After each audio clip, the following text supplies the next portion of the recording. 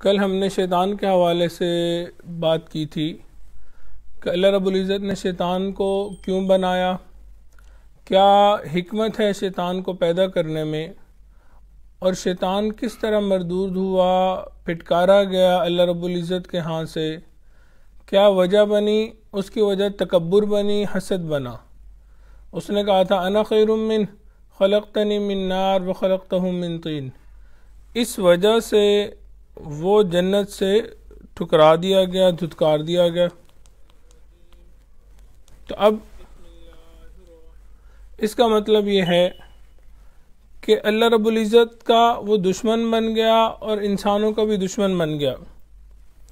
अब हम अगर देखें, कुरान और हदीस को पढ़ें तो ये नुक्ता सामने आएगा कि ये महीना बख्शिश के लिए बनाया गया। इसीलिए इस महीने को शहरुल गुफ़रान कहते हैं। एक देहाती आदमी मेला देखने के लिए गया, अल्लाह की शान के वहाँ उसकी जेब लूट गई, जेब काटी गई और उसके पैसे वहाँ पे लूट लिए गए। अब वो इधर उधर ढूंढता रहा, नहीं मिला। जब वापस घर आया तो बीवी ने पूछा कि क्या बना, मेला कैसा था? तो आगे से कहने लगा कि मेला वगैरह तो उन्होंने बस वैसे ही नाम दिया हुआ था, असल तो मेरी जेब लूटना मकसद था। अगर हम इस चीज़ को गौर में लेके आएँ और हदीस मुबारक और कुरान मजीद का मुताला करें तो महसूस होगा बिल्कुल इसी तरह पूरे रमज़ान का फ़लसफ़ा नज़र आता है कि अल्लाह रब्बुल इज़्ज़त ने बंदे को बख्शिश करने के लिए महीना दिया, अता फरमाया। अब हम देखें तो बख्शिश के तकरीबन 12 बहाने बनते हैं जो ये आजिज़ आपके सामने पेश करेगा। 12 बहानों में अजीब मुनासबत भी है। साल के 12 महीने हैं और बख्शिश के भी 12 बहाने हैं, ताकि बख्शिश के हर बहाने के बदले एक महीने के गुनाह माफ़ कर दिए जाएं। एक और नुक्ता समझ लीजिए, बख्शिश के बहाने अल्लाह रब्बुल इज़्ज़त ने इसलिए भी बनाए कि अल्लाह रब्बुल इज़्ज़त ने अपने महबूब अलैहिस्सलातु वस्सलाम से वादा फरमाया, वलसौफ युअतीका रब्बुका फतरदा। ऐ महबूब, तेरा रब तुझे इतना अता करेगा कि आप राज़ी हो जाएंगे। अपनी ज़ुबान में हम इसका तर्जमा करें तो समझने की खातिर यूँ बनेगा, तेरा रब तुझे इतना अता करेगा कि तू बस बस करेगा। यानी इतना अल्लाह रब्बुल इज़्ज़त अता फरमाएंगे कि नबी अलैहिस्सलातु वस्सलाम खुश हो जाएंगे। फतरदा का मफ़हूम यही है कि इतना देगा, बस बस करेगा। अल्लाह रब्बुल इज़्ज़त के महबूब अलैहिस्सलातु वस्सलाम तो नहीं चाहते थे कि एक भी उम्मती मेरा जहन्नुम में जाए, बल्कि आपकी खुशी और रज़ा इसी में है कि क़यामत के दिन सारी उम्मत की बख्शिश हो जाए। तो अल्लाह रब्बुल इज़्ज़त ने अपने महबूब अलैहिस्सलातु वस्सलाम को खुश करने के लिए ये बहाने बना दिए। पहला बहाना जो है वो ये कि रमज़ानुल मुबारक जब आता है, अल्लाह रब्बुल इज़्ज़त हज़रत जिब्राईल अमीन को भेजते हैं कि तुम फरिश्तों के साथ जाओ और सरकश शयातीन को कैद कर लो, ताकि मेरे महबूब की उम्मत के रोज़ों को ख़राब ना हो। तो सरकश शयातीन को अल्लाह रब्बुल इज़्ज़त बंधवा देते हैं। होता भी यही है, जब किसी का दोस्त किसी से लड़ रहा हो तो उसके दुश्मन के हाथ पकड़वा के उसको मरवाया जाता है।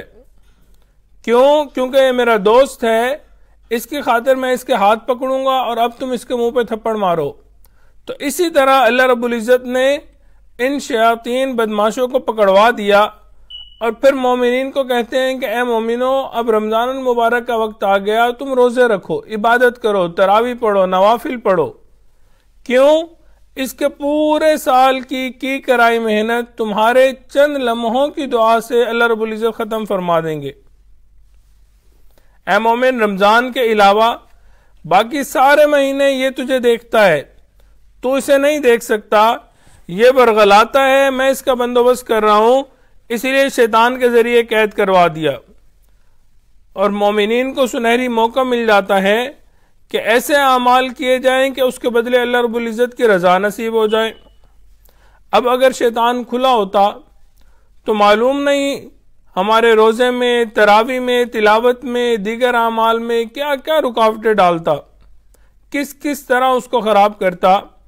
तो अल्लाह रब्बुल इज़्ज़त ने उसको बंधवा दिया ताकि हम अच्छे तरीके से अमाल कर सकें। दूसरा बहाना, अल्लाह रब्बुल इज़्ज़त ने अमाल का अजर और रेट बढ़ा दिया, हालांकि पहले ही बहुत अजर देने का वादा फरमाया। चुनाचे आम हालात में सवाब का दस्तूर यह है, मन जा अबिल हसनति फलहु अशरु अमसालिहा, एक नेकी करोगे तो उसके बदले 10 अजर मिलेगा, और अगर तुम मजीद इखलास के साथ करोगे तो उस नेकी की मिसाल है कमसली हब्बतिन अम्बतत सबअ सनाबिल फी कुल्लि सुंबलतिन मिअतु हब्बा, एक दाने की तरह है जिसने 7 बाली निकाली, हर बाली में 100 दाने निकले तो 700 दाने बन गए। यानी एक अमल का बदला 7 गुना भी मिलता है, और एक ही अमल का बदला इखलास से किया हो तो 700 गुना मिलता है।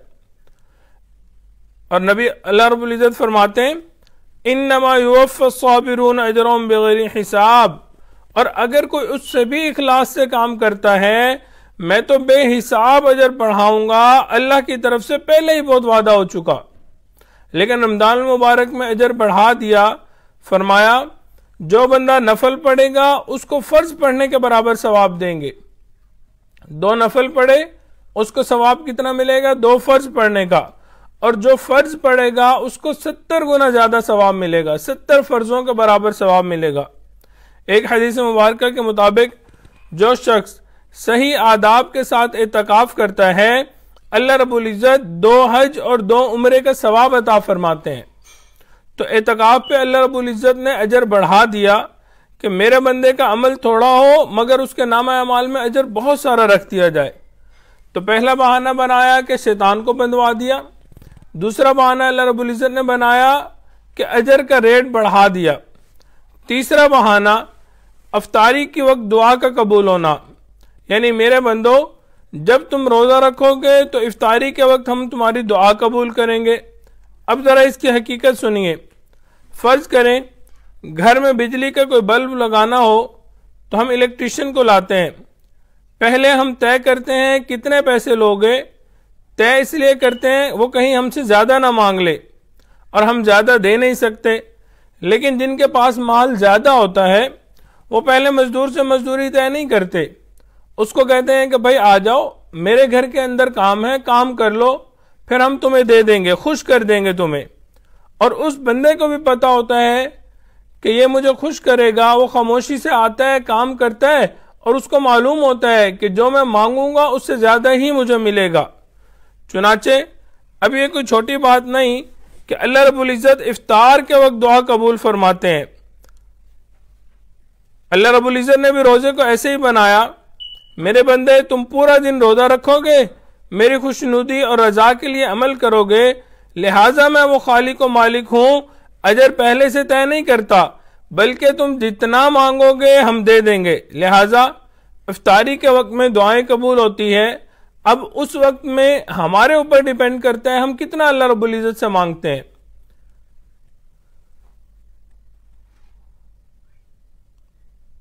कुछ थोड़ा मांगेंगे, कुछ ज्यादा मांगेंगे, ये डिपेंड करता है मांगने वाले के ऊपर कि कौन कितने यकीन के साथ, कितने इखलास के साथ अल्लाह रब्बुल इज़्ज़त से मांगेगा।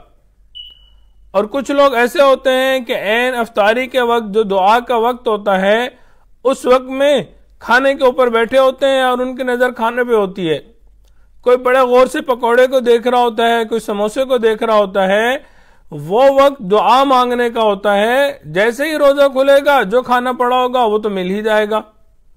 तो हमें चाहिए कि हम उस वक्त में दुआ मांगे। हमें इस पुख्ता यकीन रखना चाहिए, क्यों ना हम इस पर यकीन रखें, जबकि हमारा हाल यह है हम किसी को अल्लाह का बड़ा वली, बुजुर्ग और नेक समझते हैं, वो किसी दिन हमें यह कह दे कि आज कबूलियत दुआ का वक्त है, दुआ मांगो, दुआ मांगने की कैफियत है, तो हमारा क्या हाल होगा? रो रो के मांगेंगे, आज जो इनकिसारी के साथ मांगेंगे कि अल्लाह ये बुजुर्गों ने बता दिया कि ये वक्त कबूलियत दुआ का है, तो इस वक्त दुआ मांगनी चाहिए। अब सोचिए एक वली के कहने पर हम ऐसी दुआएं मांगे, और यहां तो वलियों के सरदार सैयदुल अव्वलीन वल आखिरीन हजरत मोहम्मद मुस्तफ़ा अहमद मुश्तबा सल्लल्लाहु अलैहि वसल्लम फरमाते हैं, रोजादार आदमी इफ्तार के वक्त जो दुआ मांगता है अल्लाह रब्बुल इज्जत इसकी दुआ को कबूल करते हैं। लिहाजा हमें पुख्ता यकीन के साथ खूब रो रो कर टूट टूट कर अल्लाह रब्बुल इज्जत से मांगना चाहिए। क्यों? क्योंकि उस वक्त की दुआएं कबूल होती हैं। सच्ची बात यह है, हम पूरे साल जो धक्के खाते हैं, लोगों के पास जरूरत के लिए जाते हैं, इसकी कोई जरूरत नहीं। अगर हम इन 30 दिनों में अफ्तारी के वक्त दिल से दुआ मांगे और रो रो के मांगे, इखलास के साथ मांगे, अल्लाह रब्बुल इज्जत हमारी तमाम परेशानियां हल फरमा देंगे।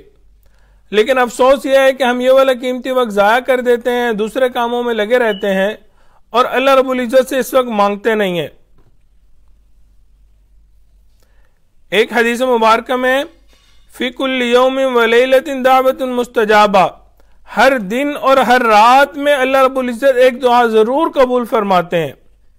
तो इस तरह तो हमारे पास 60 ब्लैंक चेक आ गए। अब बताइए, जिस बंदे को ब्लैंक चेक मिल गया हो, साइन कर दिए गए हों, जो लिखना हो उसने लिखना हो, तो हम इन चेक्स के ऊपर मगफिरत क्यों नहीं लिखवा सकते? हमारे हाथ में चेक्स मौजूद हैं, अल्लाह रब्बुल इज्जत ने हमें अता कर दिए। अब हमारे ऊपर डिपेंड करता है कि हम उस पर क्या लिखेंगे और क्या नहीं लिखेंगे। तो हमें चाहिए कि हम दिल खोल के मांगे, हर चीज मांगे, छोटी छोटी चीज भी अल्लाह रब्बुल इज्जत से मांगे। दुआ है अल्लाह रब्बुल इज्जत हमें अपने मकबूल बंदों में शामिल फरमाए। एक साहिब थे, दुआ मांग रहे थे, अल्लाह मुझे इतने करोड़ दे दे, इतने करोड़ दे दे। किसी ने कहा, अल्लाह अगे इतने ज्यादा मांगते हो? उसने कहा, तुझसे नहीं मांग रहा, अल्लाह से मांग रहा हूं। क्यों को परेशान होता है? और वाकई बात ऐसी है, टूटे रिश्ते वो जोड़ देता है, बात रब पे जो छोड़ देता है, उसके फजलो करम का क्या कहना, लाख मांगो करोड़ देता है। लिहाजा हम अपने लिए हिदायत, दीन पे इस्तकामत मांगे, क़यामत तक आने वाली नस्लों के लिए दुआएं मांगे। नबी अलैहिस्सलाम जो सादिकुल अमीन थे, काफिर भी कहते थे, उनकी जुबान से सच निकलता है।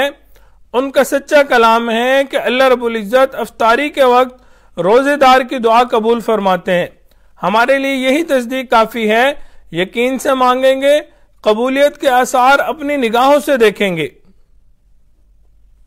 तो हमें चाहिए कि हम अफ्तारी के वक्त खूब रो धो के, डट के, आजी और जारी के साथ अल्लाह रब्बुल इज्जत से दुआ मांगे। दुआ है अल्लाह रब्बुल इज्जत हमारे रोजों को कबूल फरमाए। आज हमने मगफिरत के 3 बहाने पढ़े। पहला बहाना यह था कि अल्लाह रब्बुल इज्जत शैतान को कैद कर देते हैं। दूसरा बहाना यह था कि अल्लाह रब्बुल इज्जत रोजे का अजर बढ़ा देते हैं, जितने आमाल हैं उनका अजर बढ़ा देते हैं। और तीसरा बहाना यह है कि अल्लाह रब्बुल इज्जत दुआएं कबूल फरमाते हैं। अफ्तारी के वक्त जो दुआ होती है वो भी कबूल होती है, और रमजानुल मुबारक में एक दिन में और एक रात में दुआ हर हाल में कबूल होती है। यानी हमारे पास 60 ब्लैंक चेक हैं। अब हमारे ऊपर डिपेंड करता है कि हम कितना इस्तेमाल करते हैं। तो आज हमने 3 बहाने पढ़े, इंशाल्लाह कल आगे हम इसके बारे में डिस्कस करेंगे। दुआ है अल्लाह रब्बुल इज्जत हमें अपने मकबूल बंदों में शामिल फरमाए। व आखिरु दाअवाना अनिल हम्दुलिल्लाहि रब्बिल आलमीन। खत्म खातगान कर लीजिए। दुरूद शरीफ अल्लाहुम्मा सल्ली अला